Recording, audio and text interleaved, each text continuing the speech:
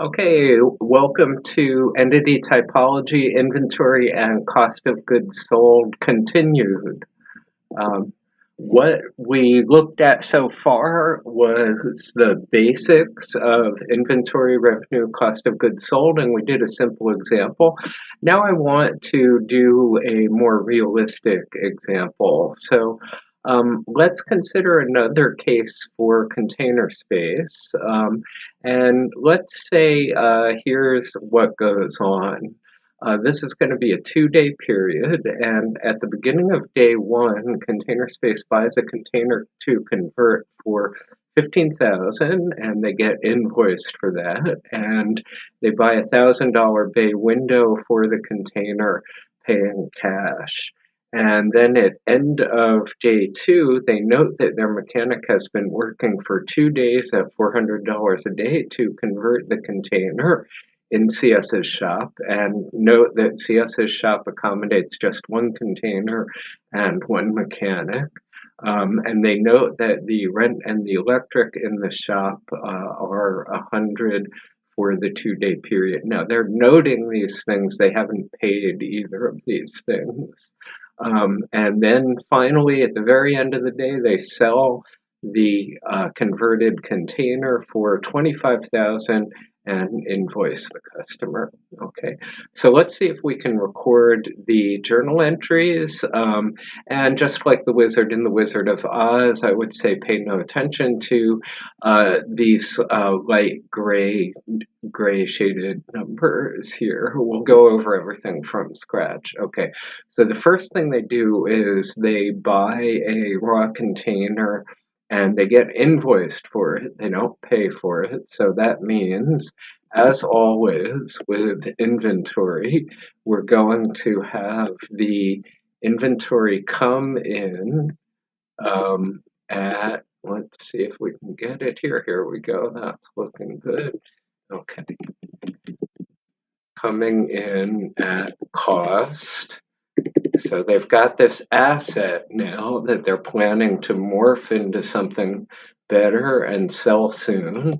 And that does not get expensed, just like PPE, that does not get expensed right now. It just comes in as an asset. And so in this case, the other side journal entry is going to be accounts payable for 15,000, representing that they've been invoiced and have not paid cash for the container yet. Okay, the next thing that they do is they buy that bay window. Now, clearly that's going to be built into the container to make it particularly lovely. So that's going to be part of the inventory too. Okay, and as it said, they paid cash for this. So that's what's going to be recorded here. Okay, and if I want to be careful, which I would recommend that you should, I would be putting the A's, L's, and E's in here. Okay, and I'll leave the ones up above. You know, inventory is an asset, and accounts payable is a liability. And then now let's go back, because now arguably maybe it's getting a little trickier here. Okay, so they note that their mechanic at the end of day two, and remember we're treating this as a 2-day accounting period. Okay, they note that their mechanic has been working for 2 days at $400 a day to convert the container in the shop. Okay, so 2 times 400 a day, that would be 800. I would argue the mechanic is absolutely necessary to add value to that container, to morph it from a raw container into a habitable space. Okay, so his salary, accrued salary, is going to be part of associated with inventory. Okay, so let's see if we can record that. Okay, so $800 worth of stuff adding value to that container has happened. Okay, so we need to add that to the inventory for that trailer. Okay, and the other side of it is if they had paid him for those 2 days, it would be CR cash, $800, but they haven't paid him. There is no invoice. He's a salaried employee, so we're going to say accrued salary. And I'm going to put here for inventory, and I'll explain why in a second. Let me get my 800 here. Okay, and this is of course a liability, and inventory is still in most circles an asset. I want to put inventory there in parentheses. It's not incorrect for the purposes of this course to leave that out. But in the real world, what's going to happen is the CFO is going to ask me, the person who recorded this stuff, at the end of an accounting period, okay, so we have all this accrued salary. How much is for inventory and how much is for executive salary? So if I put this in here now, I'll be able to answer her question. Okay. All right, so now let's go to number 4. They note that rent and electric in the shop is 100 for the 2-day period. Okay, I would again argue very strongly that no shop, no morphing of the container. So the rent for the shop is absolutely necessary to make this change happen in this container, and clearly the electric is also. So both of those together, accrued, we don't have invoices for them, are 100 for the 2-day period. So these are going to be added to inventory too as well. Okay, so that's going to be 100 inventory, still an asset. Okay, and here I want to say accrued rent and electric. Okay, and also I'm going to say inventory here, and I'll explain why in just a second. Okay, so that's liability because they do have to pay that in the future. They haven't paid it. They haven't paid it yet. Okay, why am I putting inventory here? Okay, well, let's imagine the space that this company has is a 2-story building with a big open bottom story that is their shop. They can work on one container at a time out of the weather in that shop. They have all their tools there, their welding equipment, their torches, etc. And on the second floor, directly above, are the executive offices, the accountant's offices, the HR department's offices, and all that jazz. So, what you would do if you were a managerial accounting person is you would note that the rent and electric for the whole building for the 2-day period was, say, $200.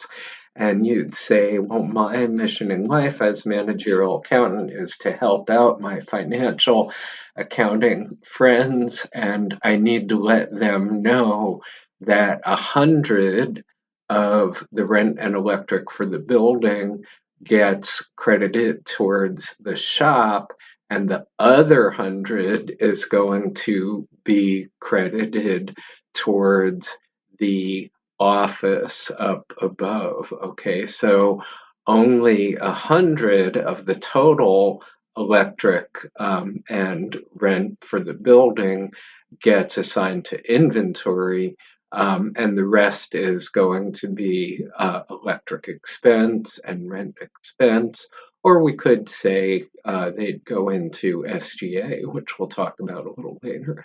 So that's why I want to do that. And that's why I want to put inventory here. And that also gives you a little bit of a window into the field of managerial accounting. Personally, myself, I think that the field of managerial accounting comes very close to what would be my personal expression of hell, per something like 1984, where everybody gets assigned their particular version of hell, the things they dislike the most. I couldn't imagine spending all my days doing that type of work, but some people love it and more power to them, and they do help us out.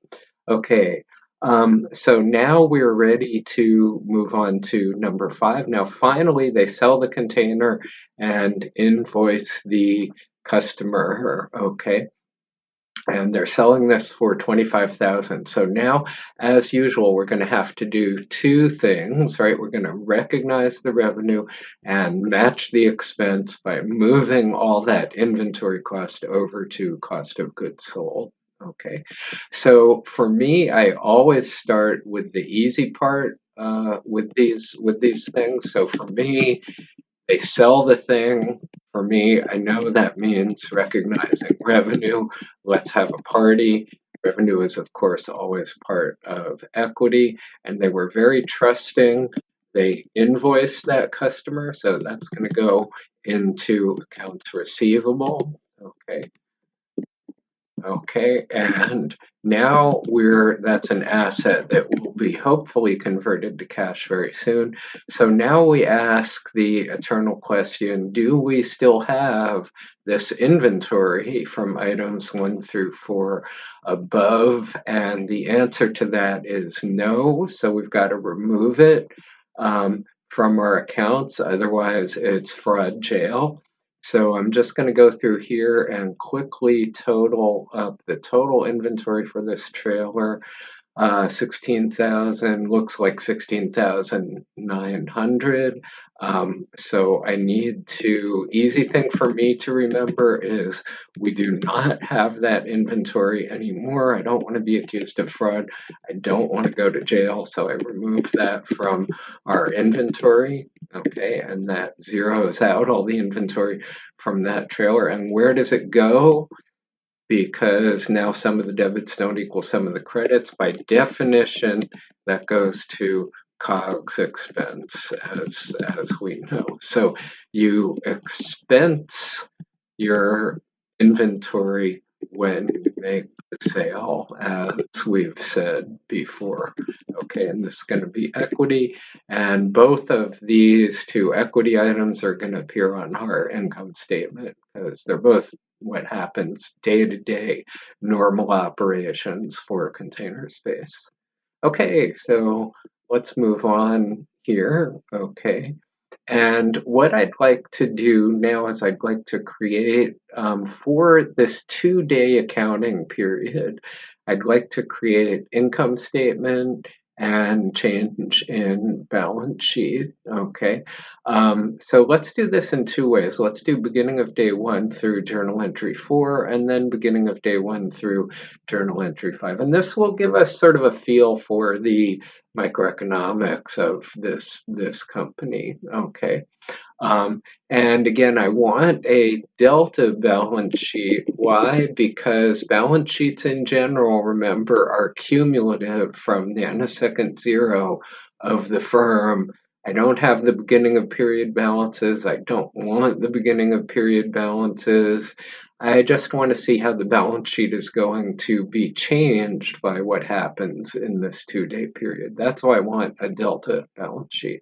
Okay, so what I've done here to help us out a little bit is sorted all of our journal entries by assets, liabilities, and equity, and then by journal entries 1 through 4 and 5. So anything associated with journal entry 5, which is the sale of the trailer, is in red, and the others are all in black. Okay, so let's see if we can create a change in balance sheet for entries 1 through 4. Okay, So what do we got here? So it looks to me like cash went up by 1,000. If I add up, if I subtotal all the changes to inventory, I think that's 16,900. So let's see if we can fit this in. Okay, that would be, I think, 16.9 K in most circles. So cash, I'm sorry, went down, of course, by 1,000 here. That's a CR. So that means cash went down, of course. Okay. So I think that's it in terms of assets. Let's check out the liabilities. So they have the invoice for the trailer and the accrued rent and electric and the accrued salary. So that's going to be a total of 15,900, and I'm going to want to put that in as three separate lines on the balance sheet. And actually, no, I'm not. What I did on this case was I just put all the accrued expenses together. Okay, so that's going to be 0.9K. Okay. And since I did this myself, if you had lumped these two together into accrued expenses, unless I explicitly told you not to do that, I would have to give you full credit on a test for that. I'd also, of course, give you full credit for leaving these separate accounts the way they are here. Okay. And then in terms of equity, I've got it here just as one big lump, which is fine. But as you can see, there's no changes to equity in journals 1 through 4, microeconomic events 1 through 4. So I'm just going to say 0.0 here, 0.0. Okay. And it still better be true that changes in assets in this 2-day period equal changes in liability plus changes in equity. And indeed, I have 15.9 thousand change in assets. Assets went up by that much, equals the increase in liabilities in the period with no change in equity. So good for us. All right, let's see if we can do the income statement. Well, remember that inventory comes in with no expense, just as an asset, okay? They haven't sold anything in periods 1 through 4, so they don't have, as far as I can see, they don't have any expenses here in items 1 through 4. So that makes the income statement very easy. 0.0 revenue, 0.0 expenses, and net income of 0.0. Okay, all right. So far, so good. So now let's do the same thing for period entry 1 through entry 5, the whole 2-day period, i.e. whole 2-day period. Okay. All right, so the income statement, let's start with the income statement this time. Clearly, we can all remember, I think, this, that they got 25K for selling the trailer. And remember, they had to move all that inventory over to COGS expense. And the total for that was 16.9K. I can't do that subtraction in my head, but happily it's written here for us. Okay, so I'm just kidding. So we get net income of 8.1K. Let's just check that with the sorted journal entries and make sure that we agree. Yeah, that's it. The only changes in equity happen in micro event 5, journal entry 5, and it's the revenue and the expense. So I think we're good there. Okay, so now let's see if we can do the changes in the balance sheet. Okay, so this is going to be entries 1 through 5. Okay, here. All right, change in balance sheet, and we're doing it, of course, as of end of entry 5 here. So now we just want everything, okay? that happened in the 2-day period. So that means all the red and all the black. So I'm looking for cash. Okay, our only change in cash is the minus 1,000.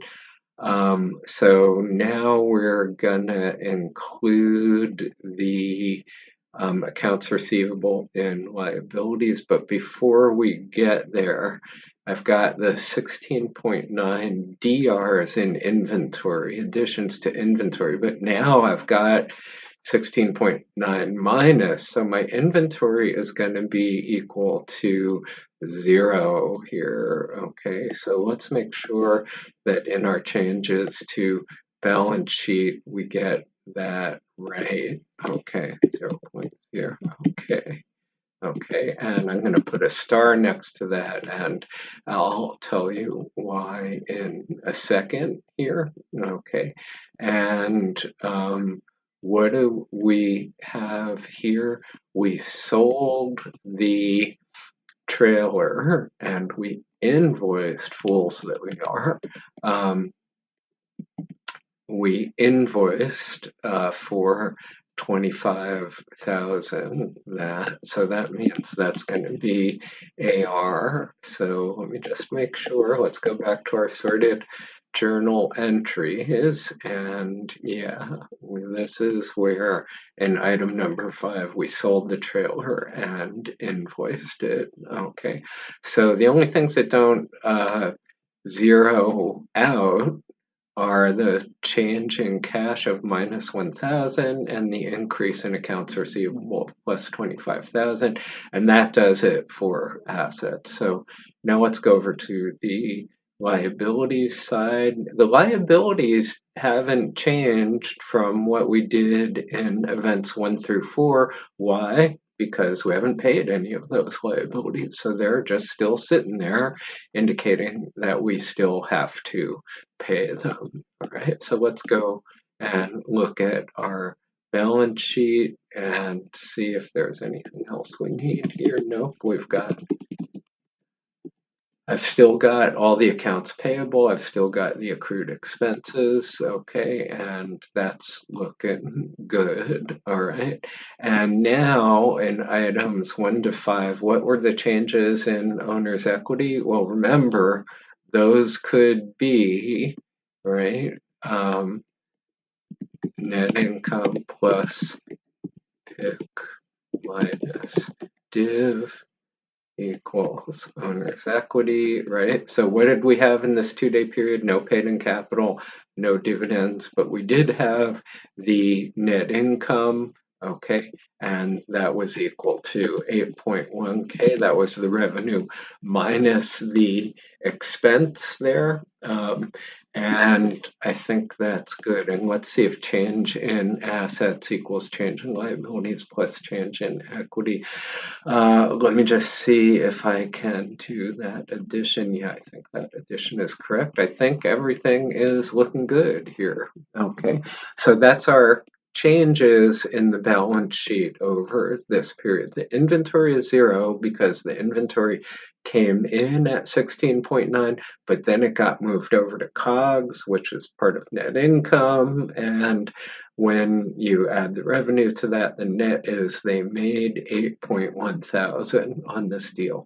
Okay, so why do I have a star next to inventory over here? I have the star there because, as you know, our convention is do not show 0 balance accounts on the assets. All right. So I was just including this inventory here for didactic purposes, but in general, as you know, if we have any account with a 0 balance, we don't show it on our balance sheet. All right, let's see if we can keep going here. Let's consider an inventory write-down for container space. We've looked at a write-down before, but let's see how it works for inventory and sort of remind ourselves of the mechanics of write-down. So let's say they have 2,000 worth of gypboard faced insulation left in the rain and ruin. This is the stuff that they install on the inside of the trailer to give it some good insulating properties, and then it comes with this nice backing of gypsum, so it's just ready to tape and spackle and go. So it's been left out in the rain and ruined. It now has salvage value of 500. What someone is going to do is they're going to buy this, they're going to scrape off all the gypsum and put some foil face on top of this or something else, make it look nice, and sell it as refurbished rigid insulation. So they may be able to sell it for 1,000, they buy it from you for 500. That's their business model.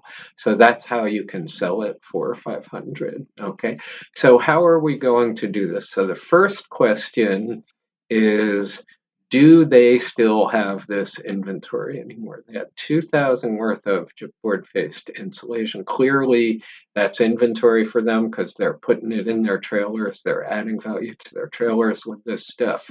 And it was left out in the rain and ruined. They can't use it in their trailers anymore, so they can't use it as inventory anymore. So we've got to CR their inventory by 2,000, the full 2,000, because it's not available to them as inventory anymore. All right. But then, as if by immaculate conception, they got this miscellaneous asset of 500. Okay, that's what they're going to sell to the salvager. And what am I going to do here? I'm going to say from inventory. For the same reasons, I'm always putting stuff in parentheses. I know the CFO is going to ask me what's in our miscellaneous assets. I want to be able to tell her 500 of it came from our inventory write-down. All right, and then what's our rule? This is what you just have to memorize, right? We did this before with PPE write-down, and in this case, it's very similar. Okay, inventory write-down, the net amount goes to inventory write-down or inventory write-off expense, the same way that we said previously PPE write-off expense or PPE write-down expense. Okay, so what's the net amount here? We have a DR of 500, a CR of 2,000, so that net is 1,500. Okay, and that's a DR because that's an expense. It's a detraction from equity. Okay, and I just want to really emphasize that that is an expense. It's going to make it to our income statements, and of course, that's part of equity. Okay. All right, so very similar to the way that we have handled write-downs of PPE. Any asset that you have, if something untoward happens to it, you have to write the value down, okay? All right, so let's see if there's anything I missed here. Okay, so whenever something untoward happens, you've got to write down the value of their inventory. That's for sure, okay? And for inventory only, okay, we actually have a choice of how to write things down, okay? We can use inventory write-off or inventory write-down expense, something like that. Or, and again, this is just for inventory, we can use COGS expense, okay?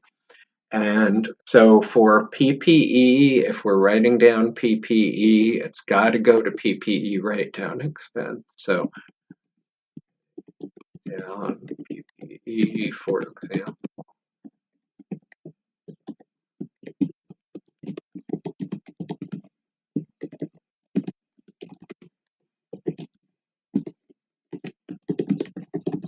Okay, so we only have this choice for inventory. And with inventory, we have this choice, which is we could choose inventory write-off or inventory write-down, or we could say COGS expense. So which one is better? That's kind of an interesting question, and I'm here to tell you that if you don't want to be obfuscational, you want to use inventory write down or write off expense, okay? And why? Um, And let me put a little star here so I can write down the explanation as to why. If you just write this down to COGS expense, any analyst looking at your books, anyone who's interested in buying your company, anyone who's interested in buying your bonds, something like that, they don't know if your inventory costs went up. That could be a possibility in the period, or maybe you had a write-off in the period and they don't know which it is. If you write down your write-downs to inventory write-down, it separates that out and it doesn't pollute your cost of goods sold, and it also is not obfuscating what is really going on. Okay, so this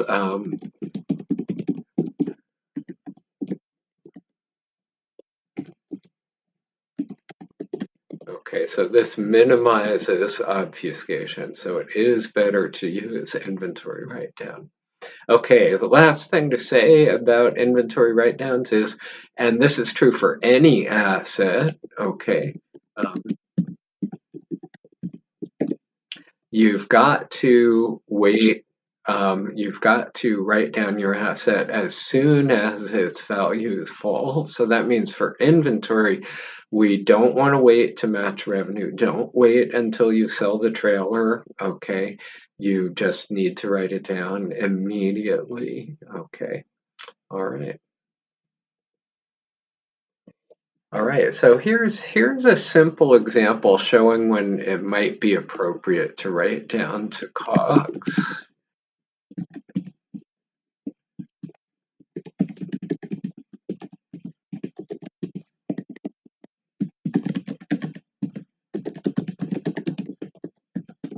All right, so this is showing us when it might be okay to write inventory down to COGS. Okay, so I know I'm a total fossil, but there in my world, there was a very famous movie called On the Waterfront, starring Marlon Brando. He's right here. He was heading the Teamsters in Hoboken, who at the time unloaded and loaded all the boats that came in, ships, actually, ocean-going ships. Um, and with cranes, right? This was pre-container days, and he was, of course, corrupt, union leader. And this guy owns a boatload of bananas that just came in. He wants to get unloaded. He wants to get them to supermarkets. And Marlon Brando's telling him, "Them bananas go bad in a hurry," meaning that he wants to get a bribe from this guy in order to unload the bananas before they all overripen and become worthless. Okay, so that's that. So with that in our back pocket, let's consider a grocery store, like somebody competing with Amazon, Whole Foods, something like that. So they have a batch of in-store banana inventory. It cost them 2,000, and it's ripened. So it's not useless, okay, but all the bananas, they have brown spots. They're not going to last for long. Whoever buys them better eat them all right away. So they still feel like they can sell them as bananas, but they're only going to get 1,600 for them because they need to mark down the price. Okay, so that's the key here, is that the batch can still be sold as bananas. So in this case, and this happens with grocery stores all the time, you would have to write down the inventory by 400. Remember, it can still be bananas, sold as bananas, so you don't have to take it away completely. And this, in this case, you would say COGS, okay, and that is, of course, an expense. Okay, and that sort of makes sense because in the retail world, this kind of thing happens with some frequently. So it's just sort of your cost of doing business with your perishable inventory. Okay, so much for that example. All right, last thing about inventory and COGS is that some companies, many companies actually, um, recognize when you make a sale, they'll recognize only the revenue, okay? And they wait to match the COGS expense until they're preparing their next financial statements, okay? So you have to catch up. You declare all your revenue as you go, but you have to catch up and match the inventory to COGS before your next financial statements. Otherwise, it's fraud jail. Okay. All right. So, for example, let's say you're interning at Consumer Space for a summer. During the summer, they buy a container and they sell it and stuff like that. But what they do is their policy is to just as they're going along just go down this far. They bring in the inventory, and then if they sell it, they recognize the revenue. Okay. Um, so we do this day by day. Okay. And then down here, okay, do this at end of period. Why do they do this? Because they're busy, right? And you're their only intern. So what they're going to do, since thankfully they have you as an intern, is as they get all their trailers and sell them, they record all this. And then the day before you are leaving and you're counting on your next day being a long 3 martini lunch and all that, they say to you, we have one last thing for you to do. We need you to go back and look at all the trailer sales we've made during the summer. And I need you to we need you to put together the total inventory cost for all those trailers and make a journal entry moving all those sold trailers over the inventory cost of all those sold trailers over to COGS.